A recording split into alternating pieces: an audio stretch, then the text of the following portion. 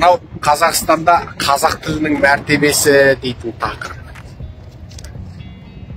Мен өз басым осы қазақ тілінің мәртебесі дейтін тақырыпқа қазақтарды әдейі қолдан жаңағы бір өнбейтін, бітпейтін дау ретінде әдейі кірістіріп отыр деп ойлаймын.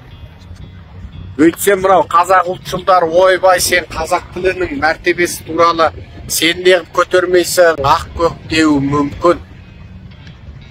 Бұл жердегі бір нәрсе, бүгін қазақ тілінің мәртебесі, ертең тағы бірдеңе мәртебе, үшінші күні шеттен келген қазақтың азаматтық мәселесі, төртінші күні жаңағы Қытайға жер беру, жер бермеу мәселесі, бесінші күні орыстарды қаптату, қаптатпау мәселесі, алтыншысы Қарақытайды қаптату, қаптатпау мәселесі, жетінші күні ОДКБ-ның мәселесі, одан ары қарай Евразиялық одақтан шығу, шықпау мәселесі.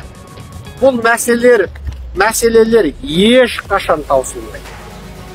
Ешқашан таусылмайды. Бұл мәселелерді бір уақытта ғана тоқтатуға, таусуға болады. Ол қандай? Ол мына билікті құлатпақ. Мына билікті құлатса, осы мәселелердің барлығы дер бір жолда тура ұстарамен тілгендей шешіледі. Пышақпен кескендей шешіледі. Ал онсыз оның бәрі шешілмейді. Бірінен кейін бірі. Мен бұларды әрине биліктің қазақ тілі тақырыбын жаңа көтертіп отырғанын, анау-мынауын айтқанда қазақ тілін мүддесін қорғайым деп жүрген шыны бар, өтірігі бар күрескерлерге мен жаңағы ойбай ақ екен, көк екен деп сын айтайын деп тұрған жоқпын. Оларға сын айтпаймын. Олардың ішінде кейбіреулер шынайы күресіп те жатыр.